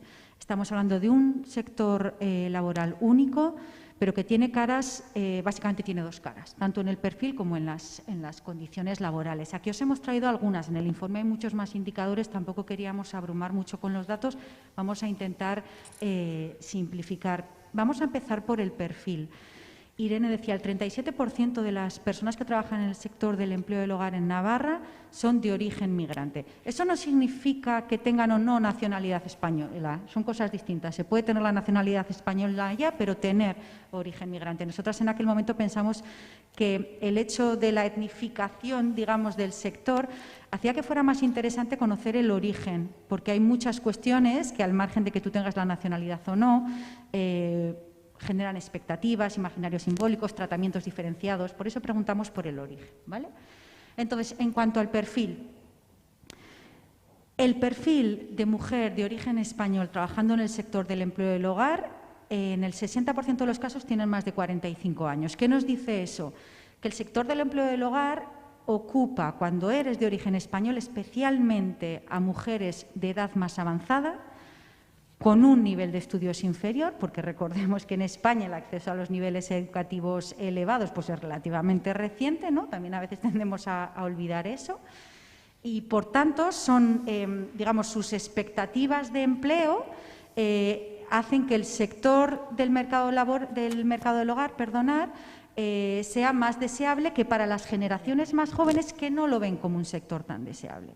En el caso de las mujeres de origen migrante ocurre lo contrario. Son mujeres que son más jóvenes, también tienen más cargas familiares, tienen mayor número de hijos, su situación familiar también es distinta, tienen hijos aquí, tienen origen, las vidas cotidianas son muy diferentes, ¿verdad? Y además se incorporan al sector del empleo del hogar independientemente de su nivel de estudios, que es el otro rasgo en el que también hay muchas diferencias. En el caso de las... ¿Lo tenemos ahí? Sí. En el caso de las mujeres de origen migrante, por ejemplo, un dato que es muy sencillo de entender, el 16% de ellas tienen estudios universitarios, ¿no? Otra vez rompiendo esos estereotipos, ¿no? El problema es que el 82% de ellas nos han dicho que da igual el nivel de estudios que tengan, que convalidarlo es muy complicado, ¿no? Entonces, tú te incorporas a aquel sector en el que, de nuevo, no te piden ningún nivel de estudios, como no requiere cualificación, ¿verdad? Entonces, da igual cuál sea tu nivel formativo previo, te incorporas de manera naturalizada al sector del empleo del hogar. En el caso de las mujeres de origen español, pues bueno, se mueven en niveles de sin estudios primarios y secundarios, casi un poquito en función de la edad, ¿no? Porque hablamos de generaciones que han tenido un acceso a la educación diferente, entonces habría que analizarlo por cohortes. Pero veis que en general, en el caso de las mujeres españolas son más mayores y con menos estudios, en el caso de las mujeres migrantes son más jóvenes, con más cargas familiares, con la complejidad además de las familias transnacionales y que en muchos casos tienen un nivel de estudios superior. El resultado más contraintuitivo y contra prejuicios y contra estereotipos que mencionaba Eva al principio tiene que ver con la regularidad y en realidad tiene bastante sentido en cuanto paramos a pensarlo, ¿no? El tópico es las mujeres no, los migrantes trabajan en la irregularidad. Bueno, el sector del empleo del hogar es un poquito más complejo. En realidad, cuando preguntamos, cuando decimos que nos respondan a ¿no has estado nunca dada de alta en la seguridad social?, el porcentaje de mujeres españolas que lo responden es mucho más alto que de las mujeres migrantes. El 27% de las mujeres españolas no han estado nunca dadas de alta y un 10% no han estado más de 10 años en la irregularidad, es decir, el 40%, ¿vale? Un montón. En el caso de las mujeres de origen migrante, eso desciende mucho, es un 16%, ¿vale? El mensaje general, aunque sea un poco complejo con datos de ida y vuelta, es que la irregularidad se produce en periodos más cortos para la población migrante. Y esos periodos más cortos coinciden con las imposiciones derivadas de la Ley de Extranjería. Sabéis que la Ley de Extranjería permite obtener permisos de residencia y de trabajo a través de lo que se conoce como la figura de arraigo, ya sea arraigo laboral o arraigo social. Entonces, es una especie de pez que se muerde la cola, ¿no? No puedes trabajar porque no tienes el permiso, pero para obtener los permisos tienes que tener trabajo. Es un galimatías complejo en términos legales, pero de alguna manera lo que la ley te dice es que si estás viviendo aquí tienes que trabajar de manera irregular, ¿vale? Así de claro. Por lo menos durante unos años. Entonces, si os fijáis, ese pico azulito, el pico más alto, tiene que ver con el periodo relativamente corto en el tiempo que pasan las mujeres de origen migrante en la irregularidad, ¿vale? Es el pico más alto. Sin embargo, es más frecuente que estén dadas de alta en la Seguridad Social. Si vemos las personas que nos respondieron que en el momento de la encuesta estaban de alta o no en la Seguridad Social, veis la diferencia. En el caso de las mujeres de origen extranjero eran un 20%, en las de origen español casi rondábamos el 40% en el momento de la encuesta. Es un poco el mensaje de manera simplificada es, sí, la irregularidad existe, es un 30%, pero se prolonga en el tiempo mucho más en el caso de las mujeres de origen español. ¿Por qué? Pues volvemos un poco al tema estructural, porque hablamos de mujeres para las que en muchos casos trabajar en el sector del empleo del hogar es un complemento al ingreso y al trabajo principal, que es el del hombre. Mientras que para las mujeres de origen migrante, su proyecto migratorio pasa por integrarse en un país, en un mercado laboral, entonces es el trabajo principal, ¿vale? Y en cuanto a su situación, a su participación en el empleo del hogar, pues también vemos diferencias. ¿Veis? En el caso de las internas. El caso de las internas es el caso más peculiar, más específico, ¿no? Hay pocas cosas comparables a trabajar de interna en ningún mercado, en ningún otro sector laboral. Y es algo que las mujeres de origen español no se plantean. En el caso de las mujeres de origen migrante, el ser interna a veces funciona como periodo transicional hasta que tú tienes papeles o puedes asumir más pago, tienes más capacidad económica para asumir el pago de una vivienda, pero en cualquier caso te introduce en una relación laboral muy compleja por lo que supone de dificultad en establecer separaciones, ¿no?, entre los ámbitos privado y público, ¿no?, entre tu ámbito profesional y tu vida privada, ¿no? Fijar que está súper segmentado. En el caso de las mujeres de origen español, lo más frecuente es trabajar por horas, ¿vale? Es una situación, como os decíamos, pues diferente. El perfil es diferente y se participa en el sector de manera diferente. Bueno, pues viendo algunas de las condiciones laborales, cómo se cumplen o no. Intentaré dar los mensajes clave porque acabo de ver que vamos un poco mal de tiempo, si queremos luego abrir un poco el suelo, el panel para todos, entonces intentaré dar los mensajes clave. Si luego se quiere preguntar, se pregunta, y si no, estará en el informe de todas maneras. Entonces, la primera cuestión es, son notables los incumplimientos que se dan en la aplicación de la normativa. Es algo que no nos sorprende, pero las cuestiones que son intuitivas tenemos que poder demostrarlas para cambiar las políticas sociales. Si no tenemos formas de reflejar esto, luego no podemos hacer presión para cambiar las políticas y no sabemos con certeza dónde incidir. Entonces, es muy importante, con lo intuyéramos, tener los datos. También una personalización de la relación, porque a pesar de que hay una legislación, en muchas ocasiones parece que la legislación luego hay que negociarla dentro del hogar. Y parecerían muchas cuestiones que veremos que como el cumplimiento es optativo. Es decir, ¿te dan pagas extra? Bueno, a veces la empleadora dice que sí, a veces que no. Parece que no fuese de obligado cumplimiento, sino un marco que está ahí para elegir si se cumple o no, dependiendo del momento. Y luego estas relaciones demuestran la simetría de poder, porque generalmente se verá que la capacidad de negociación de las empleadas de origen extranjero es menor que de las empleadas de origen español. ¿Por qué? Porque en general las situaciones suelen ser de mayor vulnerabilidad jurídica propiamente y también de redes sociales, con lo cual hay mucha simetría en la relación y se ven las negociaciones. Lo primero que preguntamos para saber si se cumplen y uno demanda el cumplimiento es si se conocían los derechos laborales, y en torno al 30% decían no conocerlo. Esto es importante para las políticas que se puedan hacer. Sí, es esa. Sí, perdón, no, es que para las políticas que se pueden hacer, porque entonces hay que hacer una manera que se conozcan en mayor grado. O con campaña de sensibilización o obligando a que se entregue con el contrato, por ejemplo, una firma del conocimiento y de la comprensión de los derechos, por ejemplo. Hay que pensar, y quien no las tenga, pues hay que llamar al hogar o hacer una inspección. Hay que pensar fórmulas. Aquí lo que vemos es cómo se accede a esta información.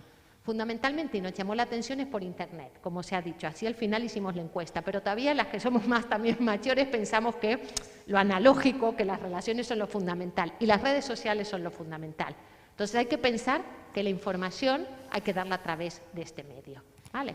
En el caso de las empleadas de origen extranjero también cumple un papel relativamente importante cómo se informan a través de asociaciones de empleadas del hogar o asociaciones de inmigrantes, que no ocurre en el caso de las personas de origen español. Con lo cual aquí estamos viendo todo el tiempo lo que se señalaba al principio, lo que se denomina la interseccionalidad. No solo es cuestión de que sean mujeres que cumplen este papel y por qué aceptan estas condiciones, sino el hecho también de el origen, fundamentalmente. Y esto luego implica qué modalidad de trabajo tienen y si están en la economía informal o no, ¿vale? Entonces siempre esta cadena hay que tenerla en cuenta. Aquí tenemos algunas condiciones laborales que hemos intentado ver si se cumplían o no. Sobre todo son las que se establecen, digamos, en la normativa de condiciones laborales, la 1620. Preguntamos por el contrato por escrito, vacaciones pagadas o las pagas extraordinarias que establece la legislación. En general, en torno al 60% de los casos en cada uno de estos ítems, dijeron que sí se cumplían, que tenían contrato por escrito, vacaciones pagadas, etcétera. Pero el otro 40 o 35% han dicho que no, ¿vale? Entonces, también hay que tenerlo en cuenta. Bueno, pues esto es de obligado cumplimiento, no es optativo. Y para las pagas extraordinarias, por ejemplo, un porcentaje importante, un 15%, declaró que no las recibían porque la parte empleadora, no estaba de acuerdo. Aquí vemos otro ejemplo de la personalización de la relación y de la consideración semilaboral, ¿vale? Señalamos también las horas extras, se señala en un 40% que sí se realizan horas extras en el trabajo y también casi la mitad de las que se realizan no están pagadas, ¿vale? Entonces aquí nuevamente pues vulnerabilidades que se van superponiendo y que al final impiden tener un trabajo digno y lo que las Naciones Unidas llaman un trabajo decente, que luego permita vivir decentemente, ¿vale? También preguntamos, aunque no está aquí, por las bajas laborales, si se habían demandado bajas laborales. El 50%, la mitad, dijeron que no porque no lo habían necesitado. Pero de las que sí lo habían necesitado, un 33%, un tercio, dijo que no la había demandado porque estaba en la economía irregular. ¿Por qué señalo esta cifra dentro de todas? Por lo que señalábamos, si no te permiten por las cuestiones de extranjería y por otras razones, a lo mejor estar dentro de la economía formal, ¿cómo vas a demandar derechos? No estar en la economía formal luego implica que ante situaciones excepcionales no tienes ninguna protección social, ¿vale? Otro grupo de cuestiones es cómo se finaliza la relación laboral. Y aquí también vemos un alto grado de incumplimiento, incluso mayor. ¿Por qué? Porque la comunicación por escrito que exige la legislación no suele cumplirse. Cerca de un tercio, un 30%, 33%, declara que nunca recibió un despido por escrito, ¿vale? Solo el 14% declara que sí. Y lo mismo ocurre con el preaviso y la indemnización que establece la legislación. No parece que se cumpla. Con lo cual tenemos mucho trabajo por hacer en todas estas cuestiones para lograr una nueva legislación con ciertos elementos, pero que se cumpla la que hay, ¿vale? O con incentivos o con sanciones o con ambos instrumentos. Lo que he dicho antes, en la siguiente diapositiva, en realidad resume lo que he dicho antes, que todas las cuestiones relacionadas con la negociación individual se respetan más para las mujeres de origen español. También tenemos que pensar que como trabajan por horas, tienen una dependencia menor de la parte... Trabajan por horas en la mayor parte de los casos, no todas evidentemente, pero de interna no suelen trabajar, como se ha señalado. Con lo cual, la dependencia con la parte empleadora es menor. Tú si estás interna y te quedas sin el trabajo, te quedas sin una casa y te quedas sin una vivienda. Entonces, tu capacidad de negociación es mucho menor. Entonces, para estas cuestiones la situación es peor para las empleadas de origen extranjero. Pero para las cuestiones meramente formales, de un contrato por escrito, por ejemplo, se respeta más para las mujeres de origen extranjero. ¿Por qué? Porque están más insertas en la economía formal, como se ha señalado. Con lo cual siempre tenemos que pensar global. El salario,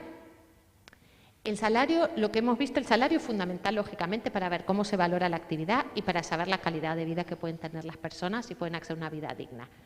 En términos generales, también 1/3 de las mujeres de la encuesta en Navarra contestaron que perciben un salario mensual menor al salario mínimo, 914, bueno, que reciben 914 euros, el mínimo creo que está en 950, ¿no?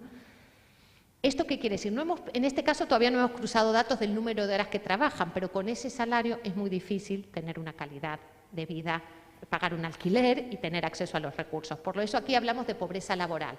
Hay un concepto que es que aunque tú trabajes, eso no te impide salir del riesgo de pobreza. Con lo cual, o sea, ¿qué más puedes hacer? ¿No? Si tú estás trabajando, realizando tus horas, pero todavía no te alcanza, ¿qué otros recursos tienes? También preguntamos por las situaciones de violencia que se dan dentro del hogar. ¿Vale? Esto también que hay que incidir, es un tema relativamente nuevo porque es más tabú. Se han hecho algunos estudios, pero es más difícil de asumir que te ocurra y de preguntar. Y aquí que vimos que las más extendidas, las formas de violencia más extendidas son las más aceptadas socialmente. ¿Qué queremos decir? La violencia verbal, los gritos o el maltrato, y la violencia económica. El no te pago esas horas o como te vas no te lo voy a pagar. Esto están más extendidas. Están más extendidas en la población de origen extranjero que en la población de origen español. Luego, también están presentes las violencias que son más extremas, como el acoso sexual o la violencia física. En mucho menor medida, pero están. Y también nunca sabemos, los datos son un acercamiento. Luego tenemos que ver con el hecho de que existan, ya nos hace pensar qué vamos a hacer, ¿no? Y en este caso también en la misma línea, digamos, entre extranjeras y españolas. También es curioso que cuando se pregunta si han accedido a recursos para solucionar esta cuestión, pues no se accede en términos generales a los recursos. Se suele, bueno, pues sobrellevar de manera individual, con lo cual hay que hacer algo también en este sentido. Por último, en este ámbito, señalar que se ha preguntado cuáles son las demandas que se consideran más urgentes en el sector. Y la que ha salido por excelencia es el acceso a la prestación por desempleo, que tiene relación con lo que hemos dicho anteriormente, que es la más tremenda, digamos, ¿no?, que se identifica. En este caso, yo creo que por los datos demuestran que hay un apoyo importante para generar la prestación. ¿Por qué? Porque se preguntaba también, claro, para generar la prestación hay que cotizar por desempleo. La prestación se genera cotizando y esto implica un coste para los salarios y de las empleadas y para la parte empleadora. Y en general había un acuerdo mucho mayor para el grado, bueno, mucho mayor no, pero bastante mayor para el grado para las mujeres extranjeras. Con lo cual aquí también, si pensamos políticas, habrá que hacer para todas, demostrando la importancia de la prestación por desempleo para todas, pero también incidiendo en la población española como que tu trabajo no es un complemento, tu trabajo eres tú y tu trabajo son tus derechos. ¿Vale? Entonces, bueno, ha sido un poco a lo mejor rápido, pero ha sido una visión general para que luego, si queréis, pues podáis profundizar. Vale, en realidad, como vamos un poquito mal de tiempo, las propuestas no van a ser una sorpresa, las hemos estado mencionando de alguna manera a lo largo de toda esta presentación. Cualquier propuesta de mejora del sector del empleo del hogar pasa por entender que es un sector atravesado por desigualdades de género, que es un sector feminizado y la interseccionalidad. No es lo mismo acceder a mujeres de origen español que a mujeres de origen migrante. No podemos utilizar los mismos recursos. Lo que hemos visto es que funciona la informalidad y funcionan las redes sociales. ¿Cuál es el gran coso, ¿no? Es la ratificación del convenio de la OIT. Bueno, la buena noticia es que el Gobierno español afirma y asegura que llevan desde abril trabajando ya en esto y que esperamos que, bueno, los plazos son los que son, irán despacio, pero que parece que si eso realmente se ratifica, han pasado 10 años desde el convenio de la OIT, si finalmente se ratifica, se eliminará lo que sigue siendo a día de hoy el principal elemento de discriminación con respecto a los otros sectores, que tiene que ver con el tema del acceso al desempleo. Hay que incidir en que las campañas de sensibilización, los recursos de información que se pongan, tienen que ir destinados a los dos elementos de esta relación laboral: servicios de información para las empleadas de hogar y servicios de información también para los hogares empleadores, ¿no? Cumplir la normativa no es una opción cuando trabajas en un bar, no es una opción cuando trabajas en una fábrica, no es una opción cuando trabajas en un cole. Porque aquí parece que, bueno, dar de alta o no dar de alta constituye una decisión a la hora de contratar, ¿no? Las campañas de sensibilización tienen que ir en ambos lados, en ambas direcciones y para ambos actores de la ecuación, ¿no? Y, bueno, es necesario trabajar. Nosotras creemos que con todas las limitaciones que tuvieron los cambios normativos del año 2011, los datos evidencian que efectivamente esa mejora en políticas públicas tuvo un impacto muy significativo. Estamos hablando de que la irregularidad está en el 30%, pero es que partíamos del 60%. Entonces, las políticas públicas creemos que sí deben ser el camino. Lo que no pueden ser son políticas públicas cuestionadas. Y es ahí donde volvemos un poco al inicio de esta presentación. Se cuestionan por la escasa valoración social que tiene el trabajo del empleo del hogar, ¿no? Entonces, ¿qué es importante? Trabajar en esa línea, en dignificar el trabajo de cuidados, en dignificar el sector del empleo del hogar y reposicionar los cuidados, ¿no? Que de tanto que se dice últimamente, esta ya mítica, ¿no?, demanda del feminismo, se empieza a convertir en un mantra que a veces pierde significado, pero es que si no entendemos que los cuidados son los que nos sostienen, las actividades que contribuyen al sostenimiento de la vida, no estamos entendiendo nada, ¿no? Entonces, las leyes no son negociables, las políticas públicas no son negociables y eso no se entenderá hasta que no entendamos todos y todas que ese trabajo que se produce en el empleo del hogar es un trabajo profesional que contribuye a una labor fundamental. Estamos en un contexto, no lo hemos dicho al principio, de envejecimiento poblacional, ¿no? Y ese proceso va a ir aumentándose. Nuestra demografía va encaminada a un proceso de envejecimiento que va a generar un crecimiento de las necesidades de cuidado, sobre todo a personas mayores, muy importante, ¿no? Tenemos la oportunidad de que las personas que están contribuyendo desde esa esquinita del diamante que decíamos al principio, están contribuyendo a garantizar los cuidados y el derecho a ser cuidado, que, ojo, supuestamente está reconocido ya en la ley de dependencia, el derecho subjetivo al cuidado, lo hagan en unas condiciones de dignidad y lo hagan en condiciones de igualdad con respecto a otros sectores laborales. Pero para eso tenemos que entender como sociedad que estamos hablando de una labor que es fundamental para nuestra sociedad, ¿vale? Entonces, si queréis, pues ahora abrimos un poco el debate, pero por nuestra parte, pues aquí terminamos, ¿vale? Gracias.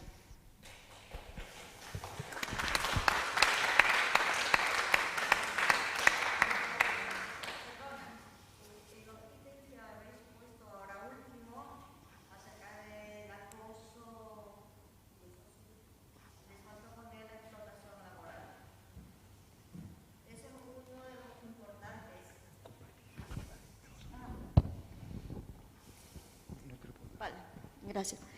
La explotación laboral, faltó poneros allí, porque imagínate, te contratan a ti y te dicen, sí, empleada de hogar, perfecto, vas a cuidar a una señora y vas a hacer todas las cosas que se hace dentro de un hogar.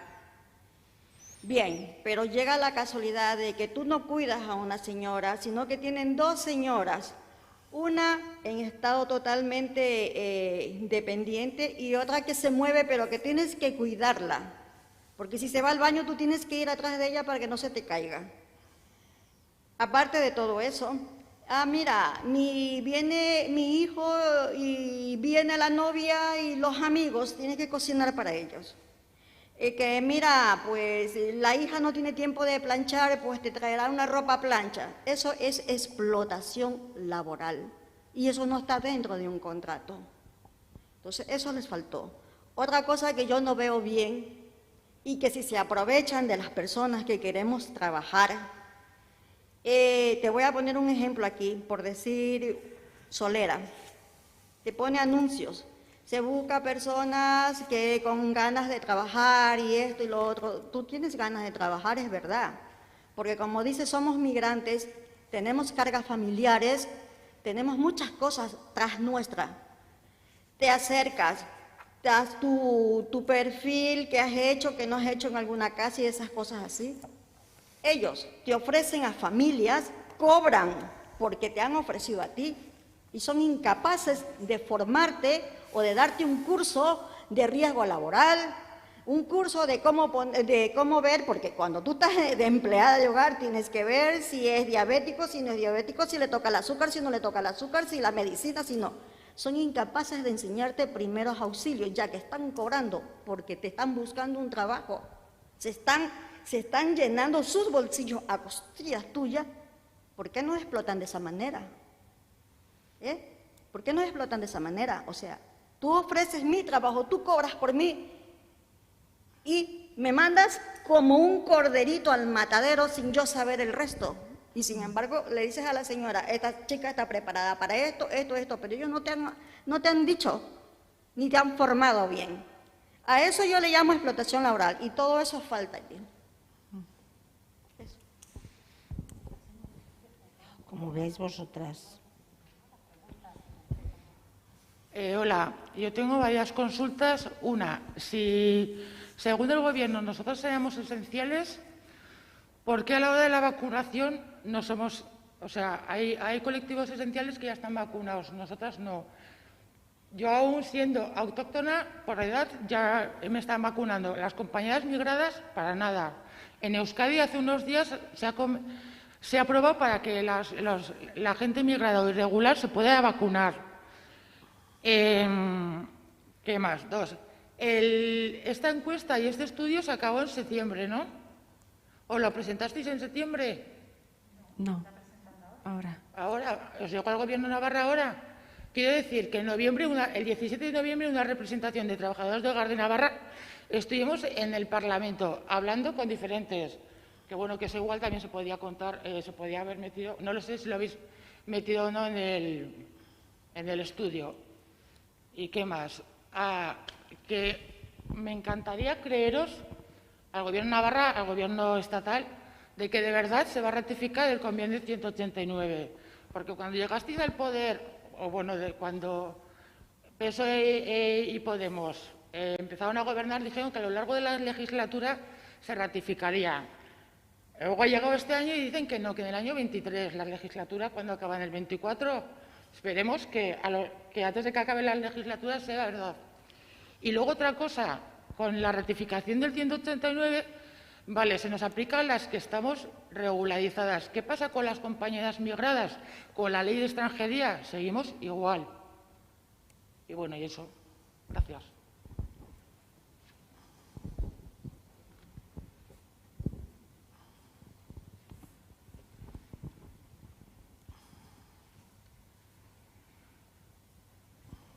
Yo responderé a la parte que me toca.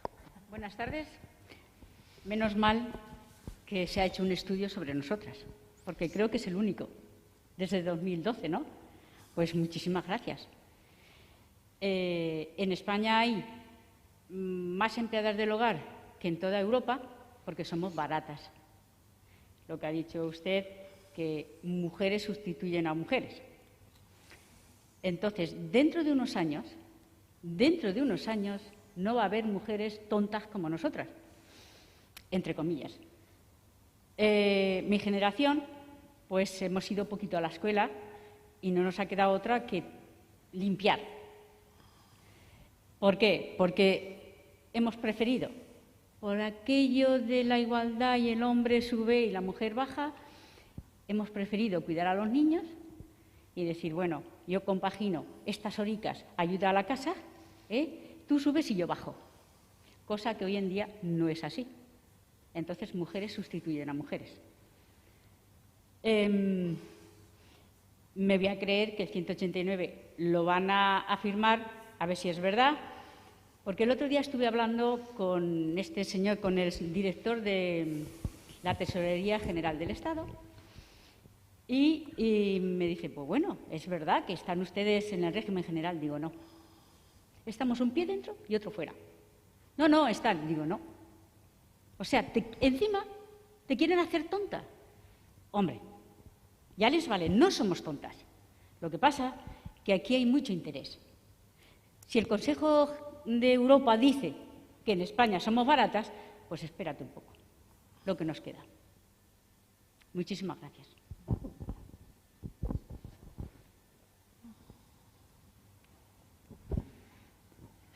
Bueno, así que tengo un pinganillo, ya me iba por él. A ver, en relación al tema, hay algunas cosas que yo como directora del instituto, aunque es un organismo referente en igualdad y somos parte del gobierno, no tenemos las competencias. Yo, por ejemplo, el tema de vacunación no puedo responder porque no soy responsable. Sé que hay sectores que son esenciales, que han manifestado su queja y yo o sea, pues en ese sentido respeto muchísimo, sois vosotras, son las personas que reparten, ¿no? Que también son las cajeras en el súper, o sea, sabemos que son además sectores que son más precarios muchas veces y precisamente que fueron declarados esenciales y que luego no han sido, eso ya os digo que yo como no soy responsable del proceso de vacunación, sé que cuando se les ha planteado a salud han explicado sus motivos, pero en ese sentido yo entiendo que allá, ¿no? Si entonces fui porque ahora, no, eso no puedo.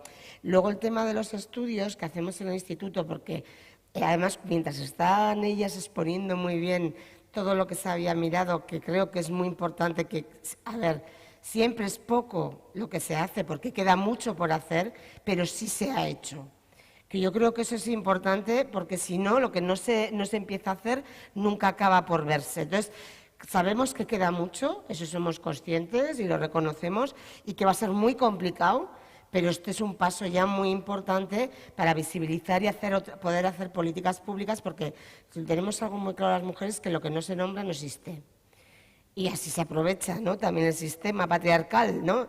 Y el tema de los estudios, estaba acordándome a la vez que del que presentamos de cuidados, porque muchas de las cuestiones aparecían también en el estudio de los cuidados.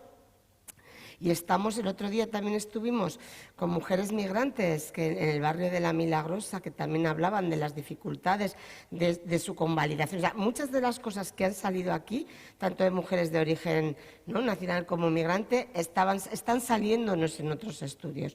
Cuando hacemos un estudio en el instituto lo encargamos, tiene un proceso de elaboración y generalmente se presenta al año siguiente. Eso nos ha pasado con todos, porque creemos que también hace falta hacerlos bien. Y muchas veces los estudios de género son complicados, porque como no se ha visto antes, porque a veces también es difícil ir a los datos, porque como vivimos en una sociedad todavía patriarcal y machista, que muchas veces meter la perspectiva de género no es tan sencillo como podemos, se habla mucho de ella, pero luego aplicarla es compleja. Las políticas públicas de igualdad son muy complejas porque la vida es compleja y porque las discriminaciones tienen muchas resistencias. O sea, la sociedad y la administración también tiene resistencias al cambio, la sociedad también. Entonces, en ese sentido, deciros eso, que los estudios se empiezan, pero que generalmente tardan más. Entonces, no es que se hubiese presentado antes, sino que sí que se habló en su momento, se inició en eso, pero ahora es cuando ya lo hemos tenido totalmente definido y solemos hacer así, ¿eh? O sea, y va a volver, ahora este año estamos también haciendo un estudio sobre mujeres migrantes en la Ribera y los resultados se presentarán en el 2022. Porque los hacemos en ese sentido. El que sí que fue más rápido fue el del confinamiento, porque también fue un periodo de tiempo muy concreto. O sea, aquí estamos hablando de problemas estructurales, de las discriminaciones estructurales hacia las mujeres en distintos ámbitos, desde la interseccionalidad, que también es un concepto que cuesta trabajarlo porque relativamente no hace tanto que se definió y que igual en el ámbito académico sí, pero a la hora de materializarlo en las políticas públicas, tener una mirada interseccional es complicada, como la territorial también. Esas dos miradas, ¿no? Que no sea todo siempre aquí, ¿no?, en Pamplona, en Iruña, sino que sea por... Entonces, en eso estamos. Y luego había otra pregunta. Con el tema, o sea, yo os puedo decir que estuve hace muchos años ya en un grupo de trabajo para que se firmara y para que hubiera una regulación. Hace 15 años. Entiendo que es desesperante a quien está afectada, que es desesperante que no se haga. Yo, no puedo asegurar porque no tengo una bola de cristal de si esta vez va a ser la definitiva. Yo sí que confío que la ministra de Trabajo se lo cree. Yolanda, yo creo que se lo cree. Otra cosa es que a veces que se lo crea a la cabeza no es lo suficiente. Hay muchas cuestiones que están condicionando. Yo, en ese sentido, al menos cuando he oído, yo creo que, si me preguntáis, creo que hay muchas posibilidades de que si se mantiene este gobierno, esa es otra, si se mantiene hasta el 2024, ese tema, no sé, también han comentado ellas, ¿no?, que lo ven desde el lado académico, no lo ven desde el lado político, que esta vez parece Pero yo os digo que esto ya es percepciones personales que yo no tengo, cuando digo lo de la ministra lo digo por lo que le escucho hablar, pero no tengo información privilegiada para nada, en ese sentido, porque es una competencia estatal. Entonces, por eso yo siempre os he dicho al principio de mi intervención que nosotras como Gobierno y como Instituto Narro nos comprometemos a lo que os he dicho. Que eso sí que podemos hacer campañas de sensibilización para que las personas empleadoras sepan cuáles son los derechos y, como decían ellas, importantísimo, no es algo opcional, no es si yo quiero, soy muy maja y te pago las horas extras o te doy las vacaciones, eso no es opcional. Podemos hacer información de los derechos para que las personas que están trabajando, atendiendo además a lo que ellas han demostrado con el estudio, que hay diferencias y tenemos que atender a todas. Nuestra obligación como instituto es atender a esas diferencias entre las mujeres migrantes que tienen unas condiciones y las mujeres de origen autóctono también. O sea, ahí tenemos mucho trabajo, ahí sí que nosotras y podemos también estar en donde haya debates y con los movimientos asociativos de quienes estáis en ello. En eso sí que podemos hacer. Entonces, yo por eso os he dicho, nosotros sí que nos comprometemos a eso. A lo demás, pues apoyaremos, desde luego que sí que vamos a apoyar que se regule y sí que vamos a, ¿no?, en ese sentido, en los foros que nos toque, lo haremos. Pero, vamos, desde luego que sí. Yo entiendo que quien es protagonista de la situación le parezca desesperante. El tema del acoso, ¿no?, la explotación laboral, el acoso sexual, por ejemplo, que yo en ese sentido también os puedo decir que, por ejemplo, las trabajadoras familiares que están en el ámbito municipal también hablan del acoso. O sea, hay mucho, que los sectores feminizados, precarizados, pues siempre, entonces, hay mucho, ya os digo que mucho para trabajar, pero que me parece importante el que este estudio visibilice precisamente que faltarán cosas, como ha dicho, yo creo que Irene además lo ha dicho muy bien al principio. Esto no quiere decir que con este estudio se acabe el mirar, sino que abre otras puertas para seguir mirando. O sea que en ese sentido, bueno, mira mi parte que tenía que responder a las preguntas que eran un poco. Ahora ya le dejo la palabra. Vale, pues no, únicamente por empezar con esto último del 189. Efectivamente no tenemos una certeza, pero hay una diferencia muy importante en este caso con los anteriores, que la tramitación ha comenzado. No es que hay un compromiso de ratificación, es que ha comenzado la tramitación. Lo podéis buscar en Internet, no sé, que ya se ha declarado por parte de la ministra de Trabajo, la ministra de Derechos Sociales y la ministra de Igualdad. Han declarado que se ha comenzado. Es verdad, o sea que es muy diferente, es verdad lo que dice, si cae el gobierno, si hay otra crisis COVID, pues es verdad que siempre se relega, porque os tengo que decir también que antes de la crisis pandémica las negociaciones entre gobierno y Organización Internacional del Trabajo y sindicatos ya estaban en marcha. Se pararon. Es verdad que siempre que hay algo que separa esto. Totalmente de acuerdo. Claro, siempre. Además se ven otras cuestiones, siempre los temas relacionados con el género, con las mujeres. Siempre, cuando hubo crisis económica, se impulsó la construcción de carreteras, pero no los cuidados, siempre. Entonces, en ese sentido, certeza no tenemos, pero hay una diferencia, que había un compromiso. Los gobiernos anteriores pedían la no ratificación del convenio. O sea, las legislaturas anteriores, entonces, esta vez es la primera vez que un gobierno pide sí y además ha comenzado la tramitación. Luego, pues el destino es a veces esquivo y ya sabemos cómo ha funcionado, pero creo que hay una diferencia. Para intentar contestar a las otras, en cuanto a la explotación laboral, creo que es una aportación muy buena pensar cómo esto lo tenemos que poner como violencias. Porque es verdad que las violencias no son solo las situaciones como más extremas de maltrato verbal o económico, sino la violencia como sutil en el sentido de cotidiana, de pasiva, ¿no? Y es una violencia muy importante. Entonces, creo que efectivamente hay que incluirla de alguna manera, creo que es muy útil. En cuanto a las agencias que comentabas, es otro tema, pero es un tema muy importante. Y aquí está la cuestión del cumplimiento de la legislación. En general hay muy pocas agencias que estén legalizadas. Las agencias tienen que estar, digamos, legalizadas y supervisadas por los servicios públicos de empleo. Entonces, muchas de las agencias no lo están y son ilegales, no conozco esta en concreto, que si no voy a acusar sin conocer, pero hay muchas que no están legalizadas. Entonces, lo que tiene que haber una inspección y una sanción muy clara. porque además no se puede cobrar a la empleada. Entonces tiene que haber una inspección, porque no se aplica la legislación, ¿vale? Efectivamente, ahora está también el estudio, todas las que son de plataformas online, se ha generalizado mucho las plataformas online. Bueno, ¿cómo va a repercutir esto? Entonces, aquí hay que analizarlo y luchar porque se cumpla la legislación. En cuanto a lo del Parlamento de Navarra, efectivamente en el informe lo citamos. Cuando hacemos un apartado que señalamos la importancia del movimiento asociativo en el sector, a pesar de que en la encuesta el porcentaje de mujeres que participan es muy bajo, pero es similar, es bajo como en otros sectores económicos. Pero la consolidación y la fuerza que ha tenido el asociacionismo a nivel, digamos, de las regiones y luego a nivel estatal es muy importante y señalamos alguna de las intervenciones y está en el Parlamento navarro. Efectivamente, está, o sea, la hemos considerado porque es fundamental la acción en este sentido de la sociedad civil. Y creo que no había nada más que no haya sido contestado, ¿no?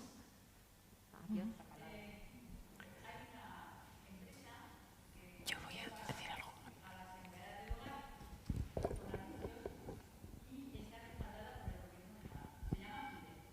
¿Perdona?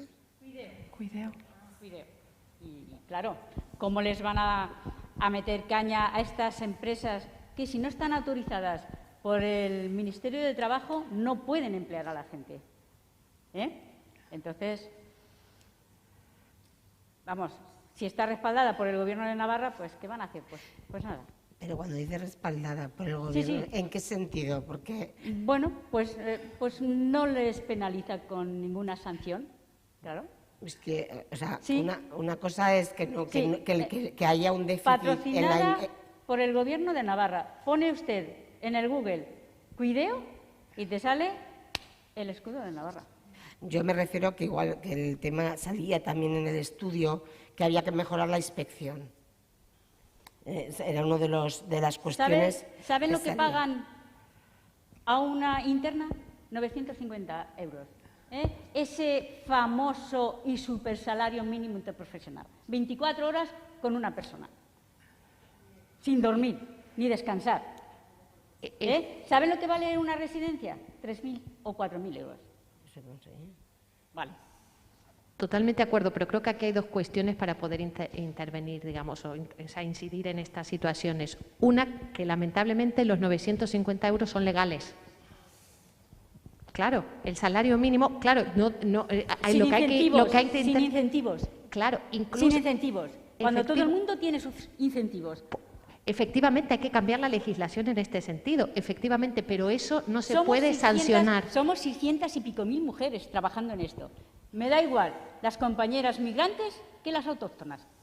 Totalmente de acuerdo. Lo que quiero decir es que hay que cambiar la legislación para poder Claro. sancionar este comportamiento, porque no se pueden sancionar comportamientos, digamos, que éticamente son absurdos y que no corresponden a la realidad, pero que son legales.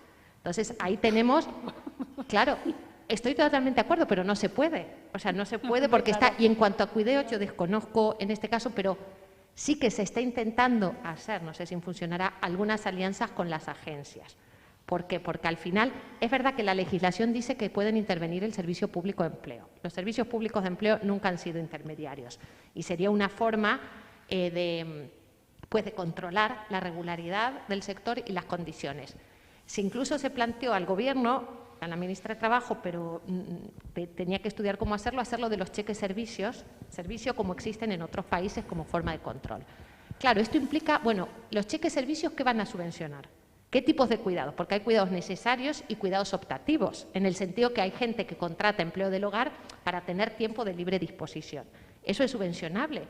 Y hay gente que contrata cuidado porque tienes que cuidar a dependientes y no hay otra manera. Entonces, antes de hacer estas cosas hay que pensar muy bien cómo se gestiona ese dinero. Entonces, en cuanto a las agencias, que es verdad que yo creo y creemos que tendría que intervenir el servicio público de cada una de las regiones, se están intentando hacer, hay un informe de las plataformas online como Cuideo y, bueno, se hizo entrevistas a los responsables para ver en qué grado se podía colaborar con ellos para que se cumplan las condiciones laborales que se exigen.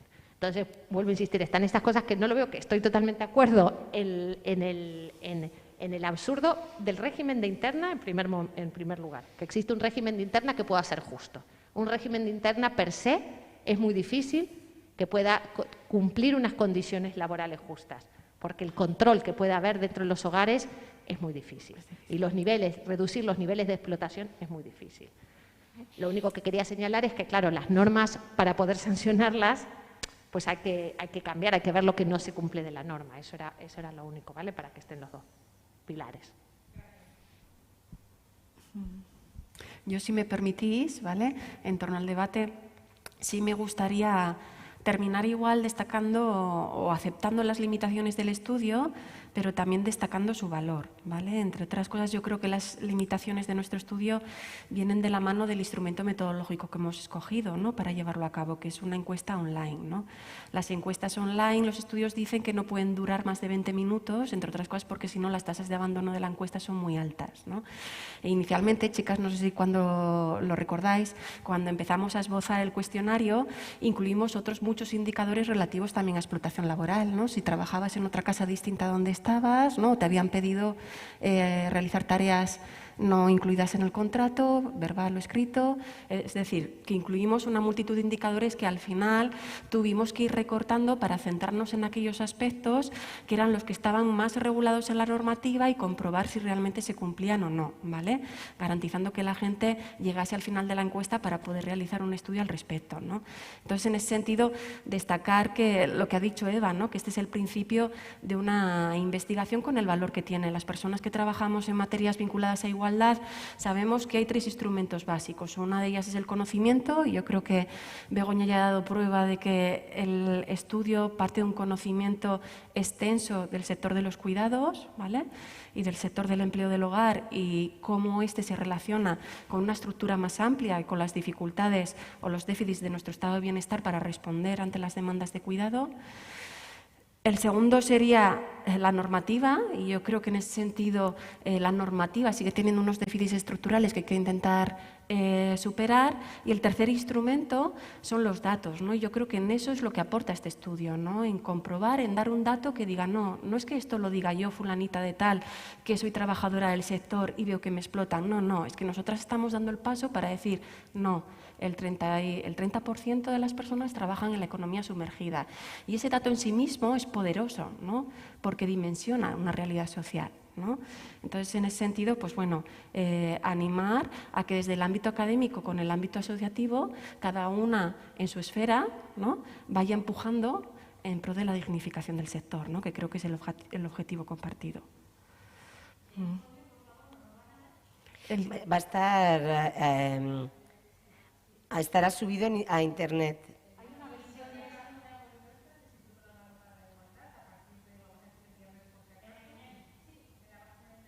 No hay.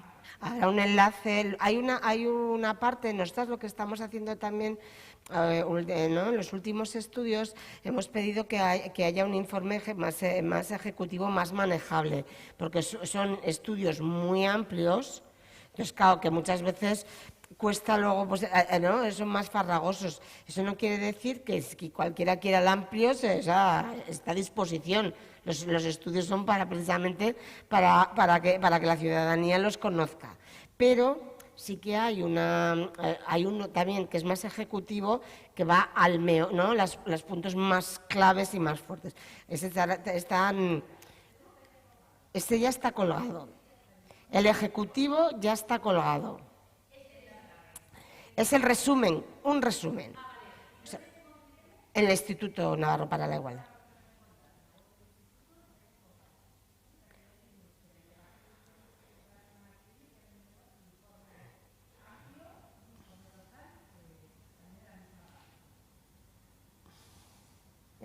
Sí, ya nos tenemos, ha sido un placer, pero ya tenemos la hora. Y bueno, pues por mi parte, darle las gracias, eskerrik asko a ellas por su trabajo, porque la verdad que cuando hay voluntad desde las políticas públicas, bien sea también el organismo de igualdad, el Parlamento, el ámbito académico y la parte social, sabemos que se puede llegar a más cosas y que, aunque los obstáculos, pues, reconocemos que, pues, que hay que hacer más.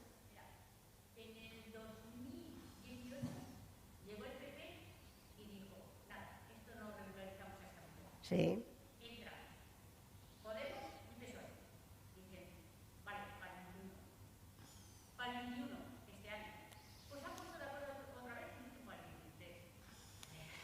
Bueno, pero ya te he dicho también que se ha empezado a hacer y no se había hecho. La crisis anterior se quitaron recursos de igualdad, o sea, las políticas de igualdad se recortaron, vamos, se quedaron sin subvención y tal. En esta ocasión, en esta crisis, se ha subido el presupuesto de las políticas de igualdad un 12%, eso es una realidad. Otra cosa es que no sirva en el día a día como nos gustaría que fuera mucho más rápido. A todas nos gustaría, a mí la primera, pero que, como ha dicho Magdalena, que ya se haya empezado a tramitar es algo que no había pasado antes. Vamos a ponerlo en valor porque ¿sabéis qué pasa? Que si hacemos cosas y las tiramos por tierra y decimos que no, ¿qué más quiere? Quien no quiere que avancemos, pues ¿para qué? Entonces no vamos a decir que estamos en el país de Alicia, en ese sentido. Hay que ser realistas, hay que saber que nos enfrentamos a una estructura patriarcal que no es favorable y hay que saber que hay muchos obstáculos dentro y fuera, pero no vamos a decir todo es igual cuando nos sigue, porque entonces, ¿qué más quiere quien no cambien las cosas que decir, pues total, ¿para qué vamos a hacer ningún esfuerzo si total da igual? Yo creo que ahí tenemos que aprovechar, de acuerdo que dijeron 21 y ahora va a ser 23, pero... No, y otra pues cosa, no te creas, yo creo... pero... para intentar que te lo creas y el resto, también yo creo respetable. que te refieres a la enmienda 6.777, que fue la que prorrogó la incorporación a las cotizaciones generales. También hubo un compromiso el otro día de la ministra de Igualdad que dijo, si se ratifica el convenio, intentaremos que la legislación, porque hay que revertirla, que la legislación que la enmienda podamos abolirla. Entonces ha habido un compromiso para intentar abolir la enmienda. Cuando se hizo, efectivamente, postergó. Y eso sí es algo que efectivamente se hizo con la legislación del Partido Popular. Y se va a intentar que esta enmienda, hubo un compromiso, que se revierta la enmienda, pero no se pueden revertir las legislaciones una vez que se han aprobado de forma tan fácil. Pero para tener un poquito más también de optimismo, hubo un compromiso y se tiene en cuenta la enmienda 6.777 cuando se aprobó y que hay que revertirla. Simplemente... Y los ERTEs y... Simplemente pensaba para terminar, me venía una idea a la cabeza que estabais hablando de las referencias a las crisis, ¿no?